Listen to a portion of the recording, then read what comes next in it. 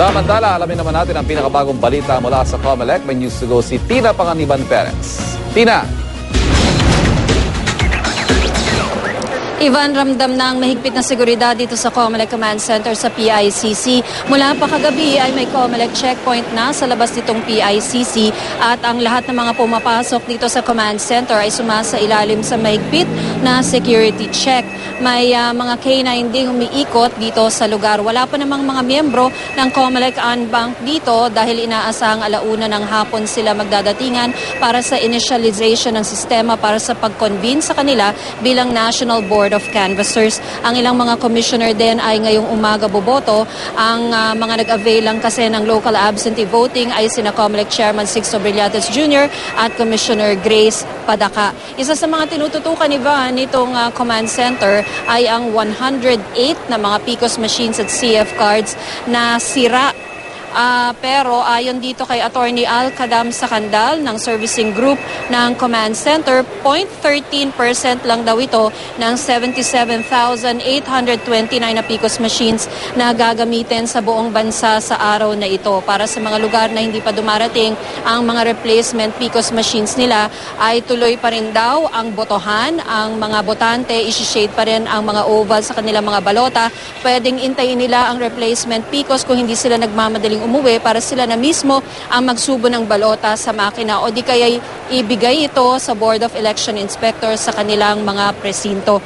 Ayon dito kay Cesar Flores ng Smartmatic, normal lang naman daw na masira ang mga PCOS machine at kadalasan daw yung mga sira na inire-report doon sa mga makina ay human error dahil kapag ibinabalik daw sa kabuyaw ay tinitingnan nila ito at wala naman daw sira sa mismong makina. Normal din daw na magkaroon ng jamming na mga papel. Katabi natin ngayon si Cesar Flores. How do you explain these problems, Cesar?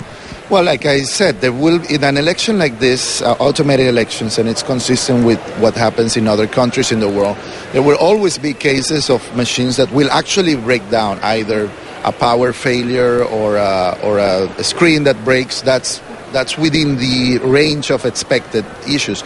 And some other issues are also human-related in the sense that are issues that happen because the BEIs or the technicians are not properly trained. That's why they have to call the call center of COMELEC and receive instructions. And only after, let's say, this troubleshooting is exhausted, then COMELEC will ship a replacement machine. One of the things we're seeing on TV, for example, is a paper jam. That's correct. Now, that's very common in, let's say, when you insert many ballots, and since the ballots are so long, more than 27 inches, they tend to vertically accumulate.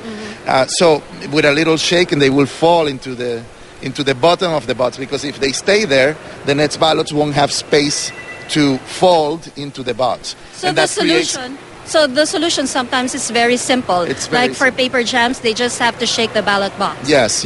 And also, of course, one of the journalists was asking me if we knew if it was basically the wrong type of ballots. We don't have any indication of that. I just want to remind the public and the BEIs that they have to read when they receive their ballots and make sure that the precinct ID is the same precinct ID as the PCOS, because the PCOS are programmed to only read the ballots that are specific to that precinct. So even if you're using the ballots from the precinct next door, they will be rejected. Yes. So those are some of the things we're saying. Sometimes it's a paper jamming the thermal paper. You know, if you pull it too drastically, you can create a paper jam. So basic instructions of carrying. Handling an IT system. So the best advice is for the BEIs or the election officers to just call the National Support Center. Precisely. Okay, thank you very much. Yan po si Cesar Flores ng Smartmatic. Balik sa iyo, Ivan. Maraming salamat, Tina Panganiban Perez.